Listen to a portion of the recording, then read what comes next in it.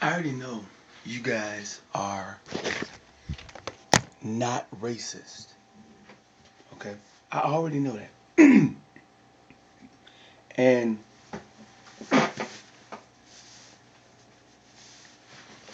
but I already know you guys are not racist. What I am able to do for you. This is one of the benefits of spending this year with me, 2020. Um, One of the benefits of having me around and allowing yourself to get into comfortable and uncomfortable conversations. Going in, I already know you guys are not racist. Okay? Um, I already know that. The challenge, the good part of us having these conversations and getting uncomfortable is I think you all are going to benefit from actually having the ability to figure out where the lines are actually. In other words, I am in your life to number one or I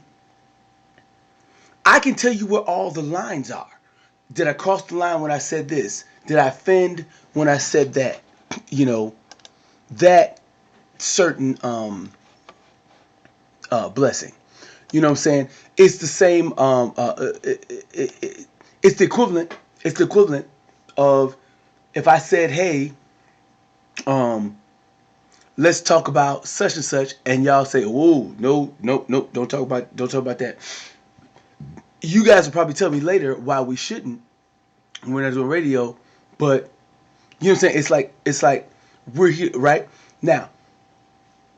The main reason why I am not as offendable as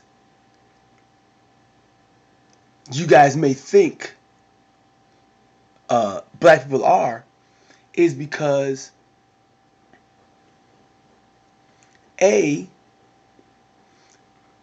I believe wholeheartedly in the First and the Second Amendment. Like freedom of speech is so important to me that my radio station is built in a way that there's no FCC regulations on me. Okay? FCC regulations, it regulates and censors speech. Y'all can say whatever you want to say on my radio station, and I'm gonna put it on if we are in covenant, if we're in relationship and you're a content provider, I'm gonna let you say you can say whatever you want to say. You can have opinions that I don't agree with. And I will give you my airways to say what you want to say. That's number one, because I believe in that First Amendment.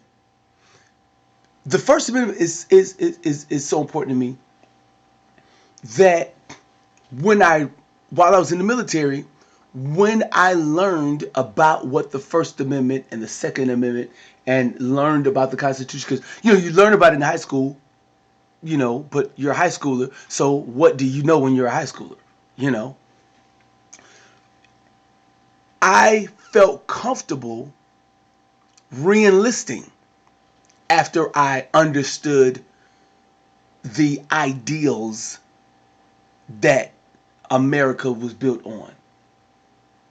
And When I went into the military, the way they explained it to me, I was high when I signed up for the military. So, um,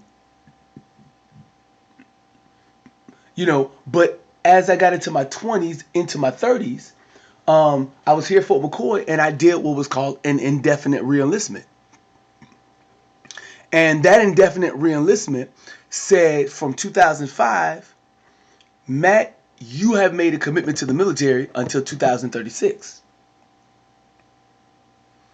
Okay, I made that long of a commitment. I kept putting it off for, in other words, they said, okay, they said you got to time to realist. I said, okay, let me do 6 months, and I would do, what I'm saying. I did short so that I could study, because he was the thing that I this is what I struggled with. This is what at the time, when I was, this was before I got married, so this is 2000. 2004, because it was time for me to re-enlist in 2003 and 2004. So I kept giving them 6 months until I gave them the ultimate the indefinite enlistment. Okay, so during that season, that year and a half, 2 years, I had to figure out for myself, through studying different things, through reading different things, through talking to different people, and through this is what I had to. This is what I was dealing with, and the question. This is one of the questions I had. Many questions, but this was one of the questions I had to figure out. Why would I give?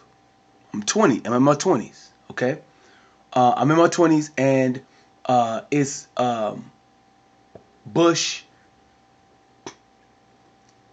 Bush is in his second term. I voted for him both times. I'm starting at this point, in 2003. He was getting ready to do his second term, right, during this time period, and everyone was feeling good about the Iraq and Afghanistan wars. It was good at this point. This is before um, this was before it went sour. Okay, but when it went sour, or when, by the end of President Bush's second term, um, the administration was despised because of, supposedly no weapons of mass destruction and all this other stuff. Um,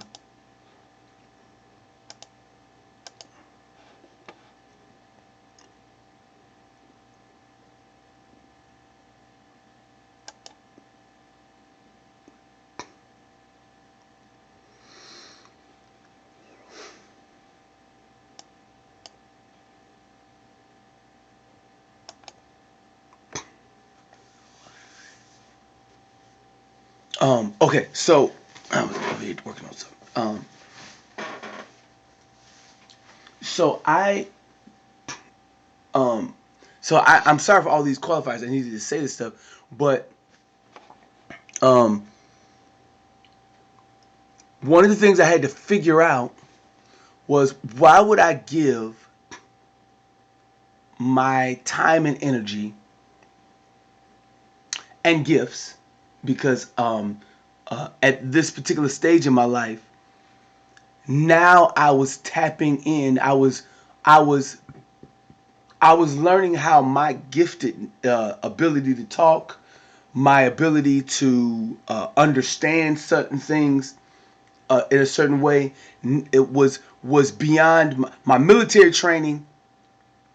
Gave me some of it, but there were now I was my leadership in the military at that time, and what I was doing, it started to tap into church things that churches taught me to help me get successful, because I was dealing with ridiculous leaders, and the only way to deal with them was military gives you military gave me about like 60%, in terms of dealing with leaders. The other 40% of how I deal with ridiculous stuff came from my church background. And thank God. Okay, so what, between my father gave me a bunch, church gave me a bunch, military gave me a bunch. So when I'm dealing with difficult people, my parents, military, and church, those three elements are in most of my responses. You know what I'm saying? And so I had to tap into who I was as a man and who I was as a human, as a believer. I'm bringing my prayer time to work because I'm dealing with some craziness or whatever. So why would I give the military my time in my life when I've noticed, not always personally to me, but people with the same skin color as me have experienced life in America and had some unfavorable times. At that point in my life, I had been a part of prison ministry.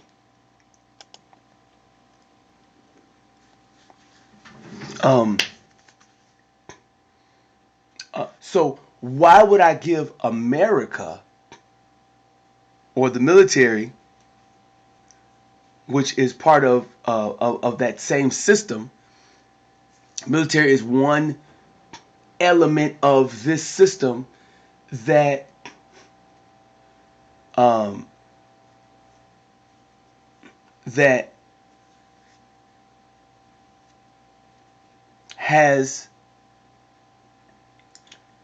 has contributed these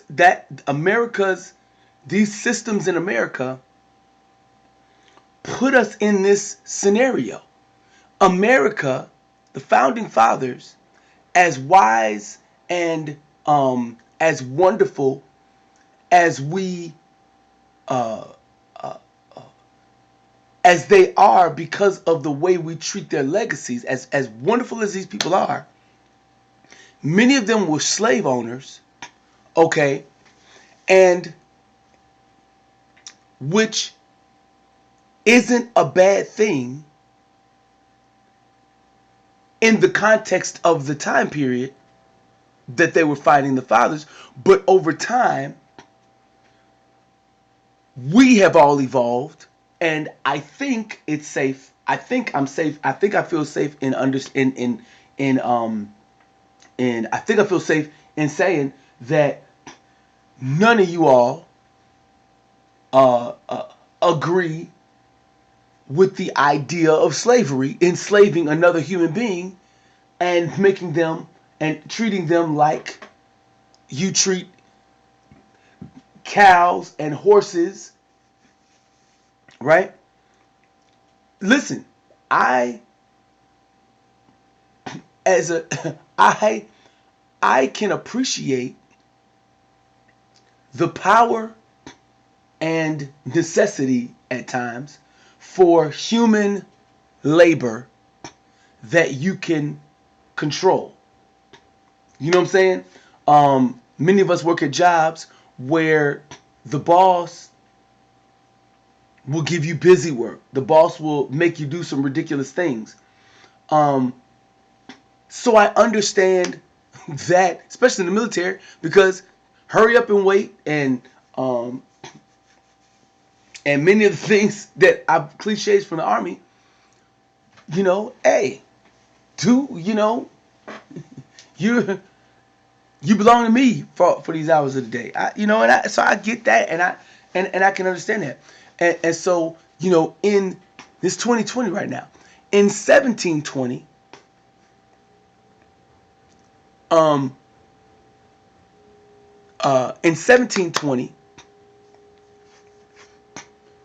the America looks a lot different. 300 years ago, in 1720, America looks a lot different.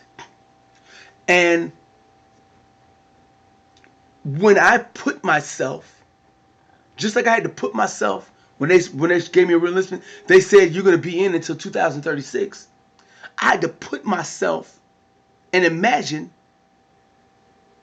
is this a commitment that I want to make from 2005 to 2036? It's not even 2036 yet. My commitment was until 2036. You know what I'm saying? So I made a decision. I'm not saying that's slavery, because that's not slavery. That's not slavery. But that's a long commitment to say, I will work for you. Especially when all they gave me was $10,500 to make that commitment. Okay? Now, I'm not saying that's slavery, because it's not. Okay? But that long-term commitment, first of all, at least it was something it was a contract, it was a choice. But the military and other entities, that we retire at 20 years here or whatever, they want our time and our life energy in support of their goals as an entity, as a business, or as a military or whatever. You know what I'm saying? So do I want to give this entity, why can't I could take this same energy and whatever, and I can go to I can come to Kelsey's bar, and I could spend a year not getting paid, sweeping up, fixing stuff, just helping out, just spend a year coming over here, helping out, doing some comedy, not taking the money, but giving the money to them to show that I'm faithful and that I care about their success. I could do that, right? And then build something in America with capitalism, because capitalism is freaking wonderful. One of the best systems throughout the world. Capitalism wins, even with the people that are greedy, that some of us despise, and some of them, you guys despise politicians or whatever, some of them, right? Even those people that are greedy, they don't define, they're not the caricature of capitalism. Small business is the caricature of capitalism. Big business is the caricature of capitalism. Capitalism, to me, is a winner.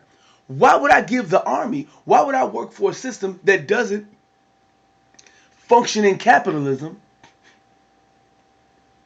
It benefits from capitalism, because when y'all say thank you for your service to me, I can say thank you for being a taxpayer to you, because it's only 2% of the country that goes into the military. So I'm part of the 15% that are black and the 2% that are in the military. I'm part of those 2 percentages, right? So you guys pay us. So thank you for paying your taxes. Thank you for living your life in America.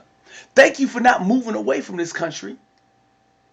Okay? Now, back to what I'm saying. Why would I give my time and my energy and my life ability, why would I give it to the army, which helps a country that has not always been fair to black people since it began? Why would I do something like that? And I had to think about that. So, hey, let me re-up. Give me 6 more months. Come on, just give me 6 more months. I got a lot of thinking to do. Come on, man. We need to sign this paperwork, man. We need to, you know what I'm saying? We got the oath. We got the captain over here going, give me another 6 months. I need to think about it.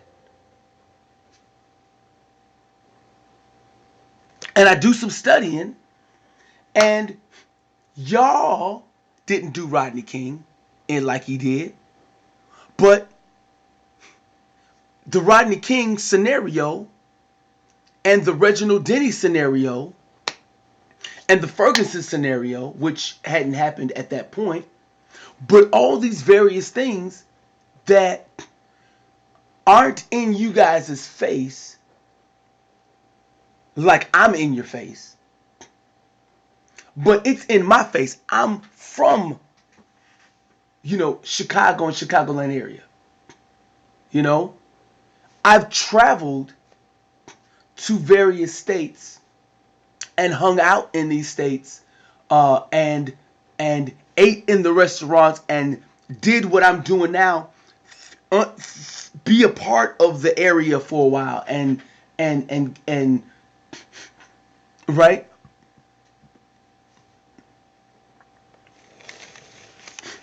So America on paper, you have to write things very poetically to take dumb stuff that America has done to make it not sound as bad. If you go back to 1720, these are words from these are I'm about to tell you, these are some words from 1720. You got to break a nigger just like you break a horse. And don't focus on right now. Focus on the next generation of niggers, so that you got to break them. What you do is you take two male niggers, and then you get the female niggers, the pregnant niggers, you put them all together, and you take two of the male niggers, and one of them, you kill him, but you don't kill him fast, you kill him real slow. You take one foot, tie it to a horse here, you take one arm, tie it to a horse there, another foot to the, and right, you take that, and then send them in different directions, tar and feather the nigger, and just you execute him. Then you take the second nigger and you beat him almost to death and put the fear of God, big capital G, the same G that we go to church and worship. Let's worship God, okay? Let's worship God. The same big G God with the Son Jesus that I've been a believer since 19. Okay, so I believe in the same Jesus who was the son of the same big G O-D. Put the fear of God into them, but don't kill him, because you're going to need that nigger because he's strong. And he is going to, when you're mating the big strong nigger with the with the nigger female, you'll be able to breed and have some real good niggers. That right? That this is a. These are words. These are words from 300 years ago, the 1720s in America. Okay, and now it's uncomfortable to hear that right now. That's because you all are wonderful people. Okay,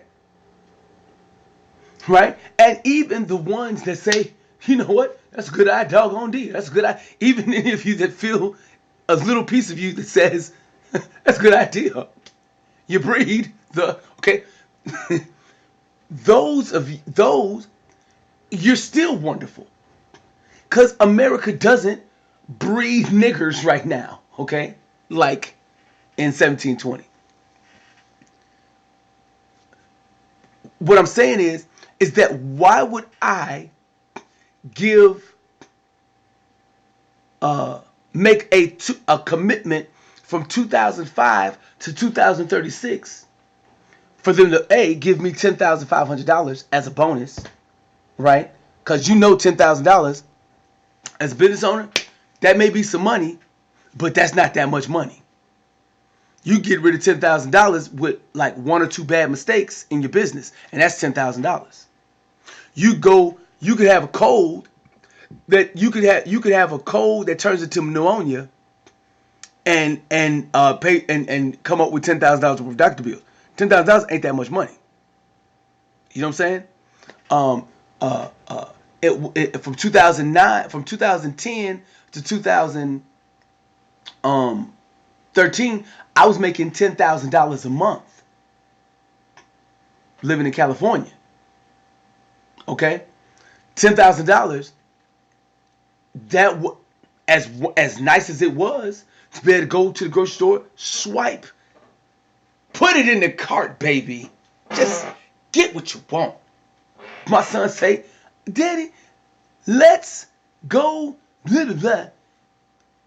Blah blah blah for everybody. Swipe, no problem. Listen, it was beautiful, but that's not that much money, $10,000. Okay? It's not. So I'm gonna make a lifetime, okay? I'm gonna make a lifetime commitment. A lifetime. 20 years or 30 years is a generation. 60 years is a lifetime. I'm gonna stay in the military until I'm 60. You gonna give me $10,000 as a bonus? I made that in 1 month. You gonna give me 1 month salary for a commitment for the rest of my productive life. Kevin told me an interesting story to help you understand what I'm saying. Kevin told me a story that the guy said, "Listen, how old are you, man?" Yeah, I'm 54, 55, or whatever. Why don't you buy this business? I don't want to buy this business. Well, listen, I'm closing shop. You know how to do the business. Listen, once I close shop, who's going to hire you with your 52, 53, 54-year-old self? And for the past X amount of years, you've been working for me in this company, right? And he was mad at the guy because he was right. So, okay, because who's going to hire you at 50-something to do what? What you going to do, right? You know what I'm saying? So the military is offering me a 20-something-year-old staff sergeant. Okay, I'm a staff sergeant. My evaluations are amazing. At the time, I had 2 or 3 evaluations under my belt. They were amazing. I was leading. I was functioning in the E8 slot as an E6. Okay? I brought my A game to work every day.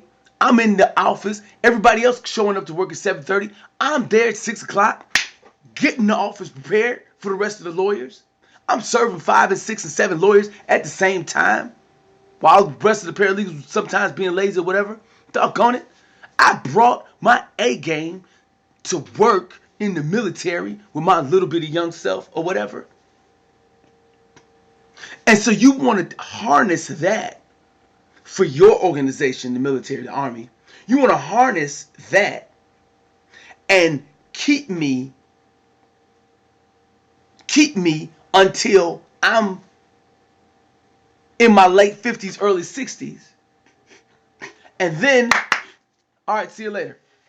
You want to do that to me. You want to keep me knowing that in 1720,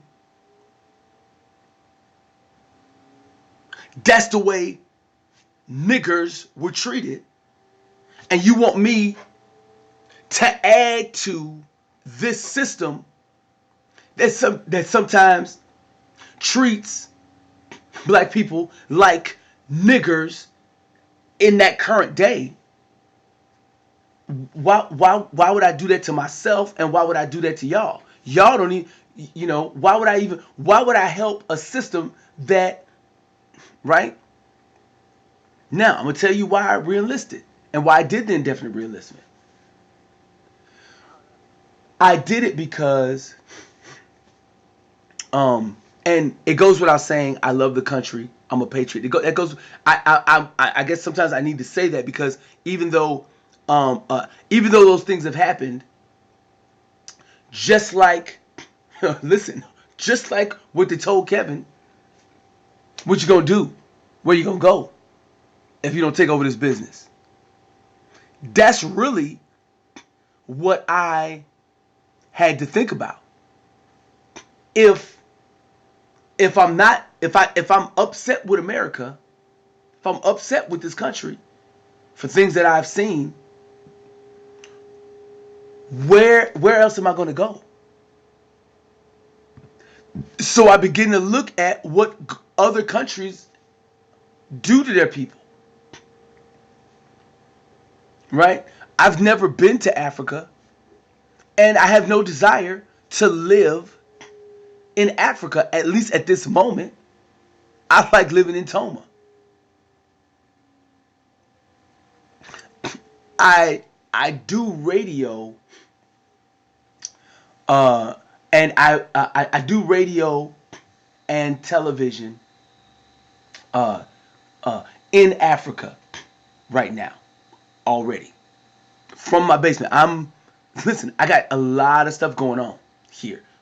Believe you me, I have a lot of stuff going on that I'm grateful for. And so my broadcasting network has official deals in Africa, in a country in Africa that enables me to spread the wonderful things that I've learned here and spread them throughout the world.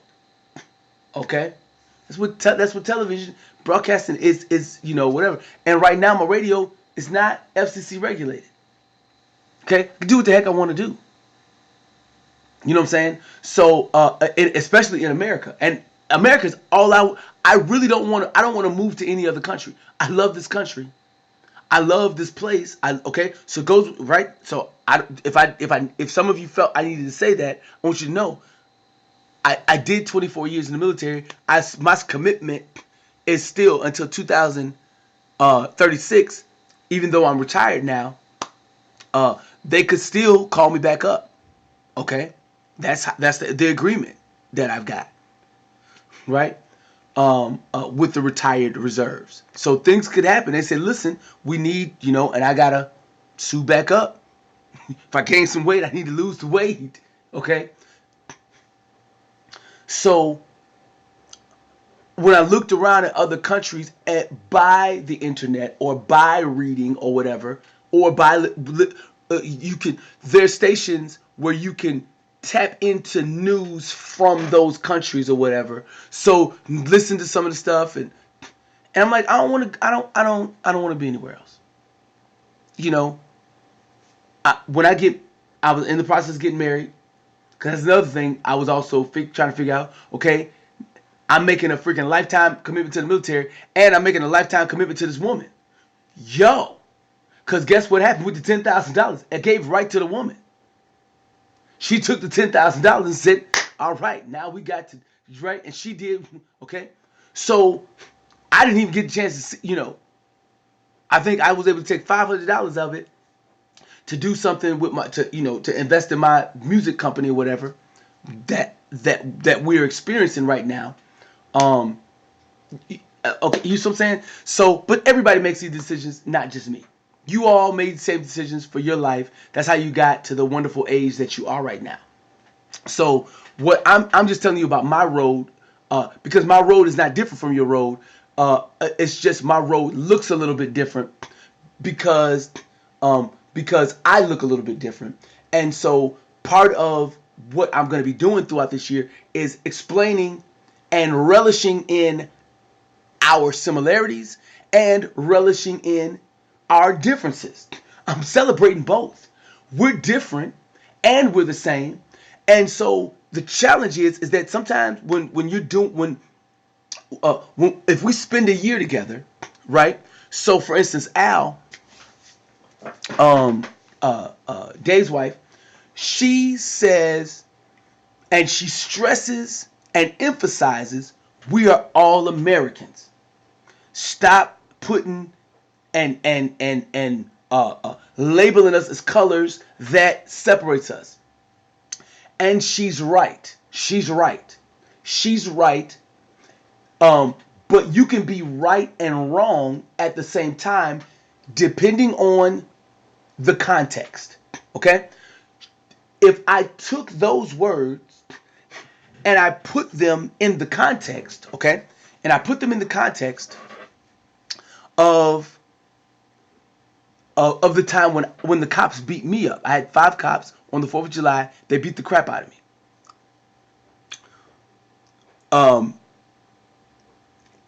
If I take those words and let that be in the background, those are the words of narration over the video of them beating me up.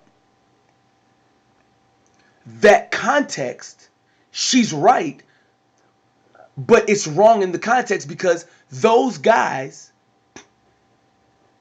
they weren't treating me like I was a Christian since 19. They weren't treating me like I was been in the military since 17.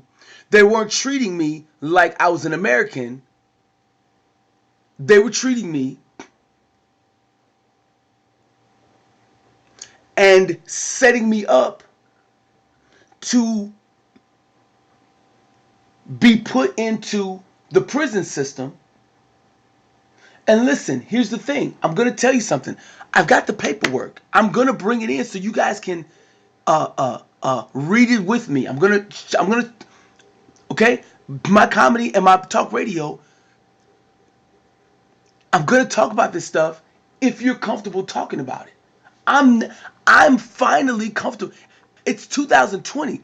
The stuff that moment happened in 2018. I'd already, you know what I'm saying? Right? And they did it at the VA, in the VA grounds. So they knew the context that I was in the military. They knew the context. Okay? So the context matters. The context matters.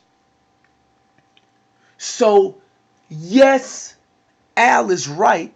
We're all Americans. But, in order for us to appreciate that ideal or idea, that truth that we're all Americans, we have to break it down and understand the unique little pieces. One of the reasons why I love all cars. I don't have a specific favorite car. I don't.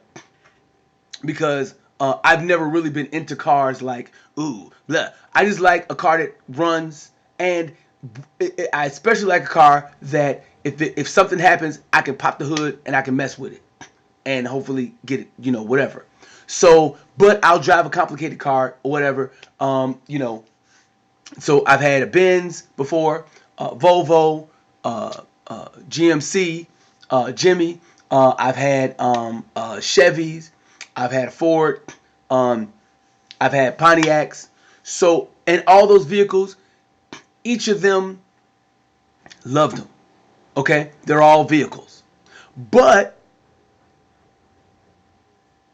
when it's time for me to choose a vehicle, okay? When it's time for me to choose a vehicle, I don't say a car is just a car. Just give me a vehicle. No. What's going on in this season and what do I need? You understand what I'm saying? Now, I need to know the differences between the cars.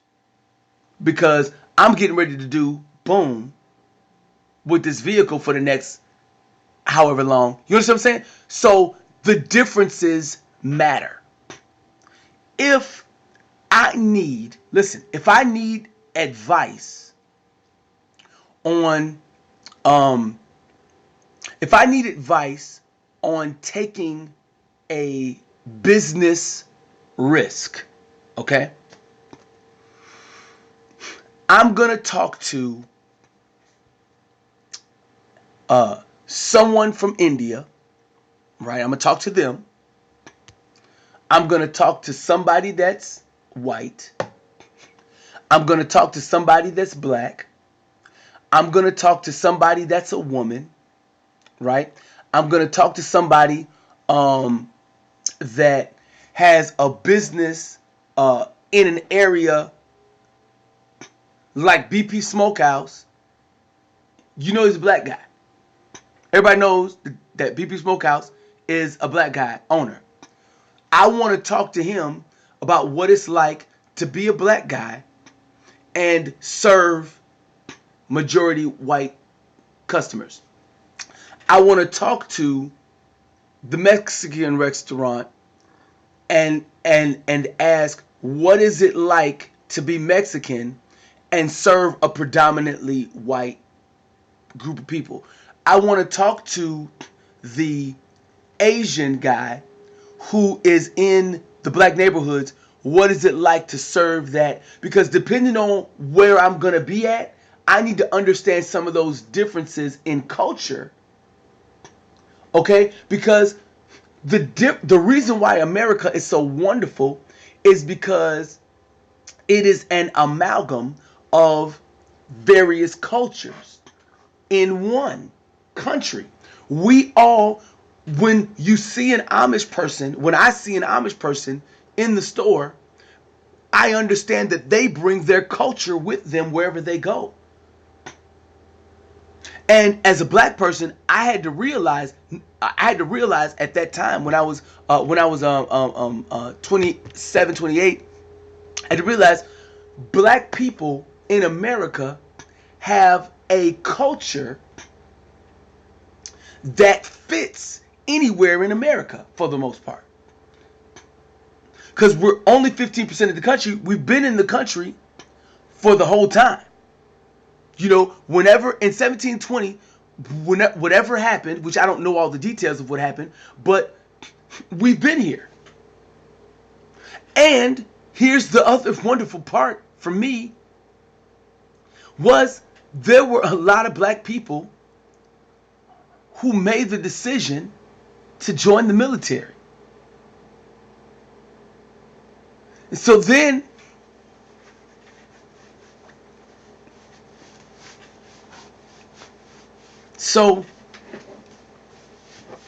I started reading and understanding their stories. The people that look like me.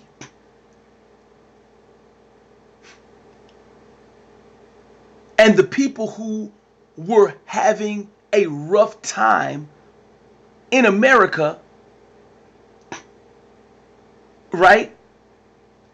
Why did you stay in the military? Why did you join the military? And I had access to a lot of these people because we were all in the same unit. So I could go to the old black master sergeant and say, Master Sergeant, can you talk to me? Just give me a second on this one, okay? This is real, okay? I'm sorry. Master Sergeant.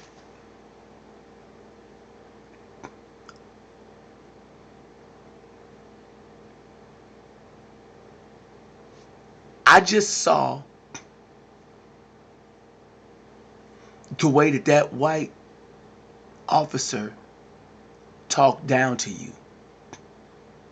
And then you said some stuff back to him. And then both of y'all had a disagreement. And then both of y'all shook hands. And then later on, I saw y'all hanging out again. And then another time I saw y'all hanging out again. Master Sergeant.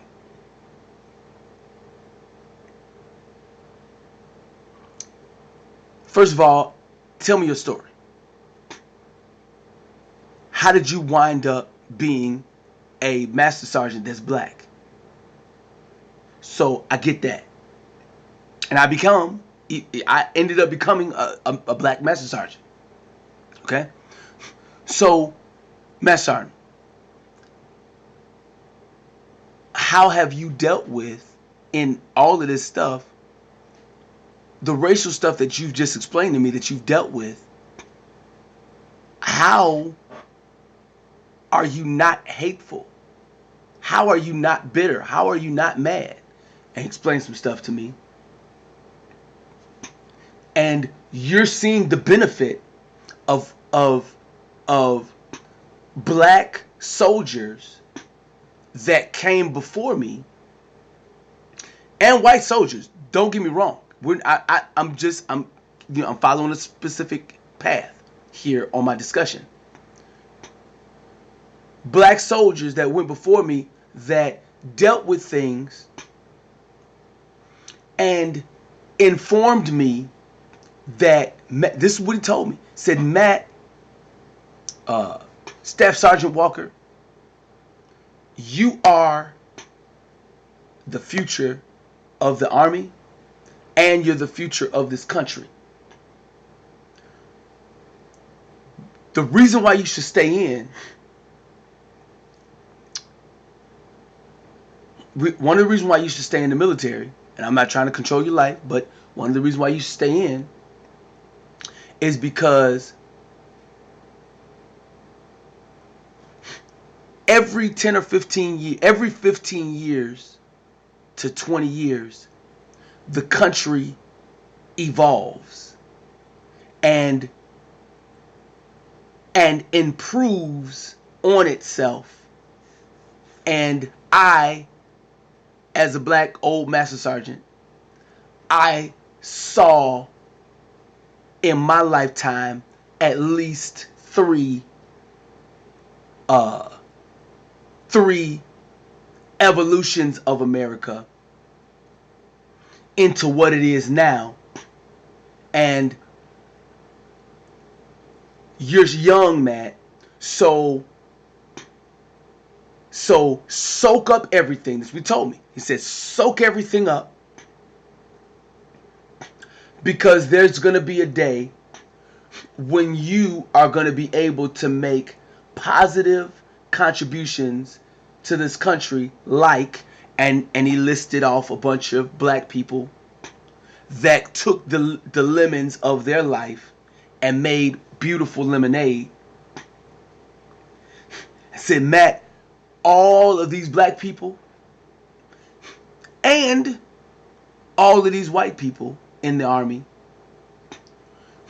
they all are with you in your military career. So be the best that you can be. Army back in the day, the slogan was be all that you can be. Get an edge on life in the Army. Okay? Be everything that your potential enables you to do. Don't make a bunch of dumb mistakes like I did. I was like, whoa, what mistakes did you make? And he went into some of that stuff. Now, I'm going to cut it short on that, but my point is that I've had plenty of talks like that. Like I said, if I'm doing business, I'm going to talk to, so if I'm making a life commitment, I'm going to talk to other people who have made that same commitment. Give me another 6 months before I sign, because I need to figure this out. So then I had to figure out, what do I want out of life? I know what I wanted out of life, but the military kept asking me to do stuff, and so I had to put my music career to the side for years. So I decided, all right, I'm going to do this, but I'm going to do my music at the same time. I'm going to do it at the same time because if I'm making this commitment until 2036, I don't, where is a 60-year-old rapper gonna go? So I need to be a rapper while I'm doing it. And so once I made that, so the military became the structure in my psyche of how to operate. That's why this is what I'm comfortable in. I'm comfortable in my own color of military uniform. That's what I'm a military guy. Period. That's what I is. I've been in this since 17. My brain is wired like that. And I'm a church guy since 19. So the same God that we trust,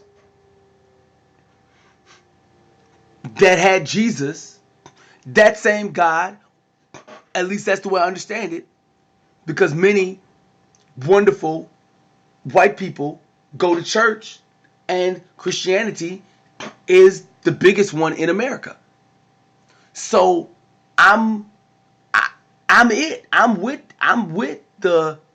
in that. I agree with it. Over time, my love for this country has grown, like my love for my wife and my children has grown. My ability to love has grown. So I'm able to make some beautiful lemonade out of the various lemons that life has given me.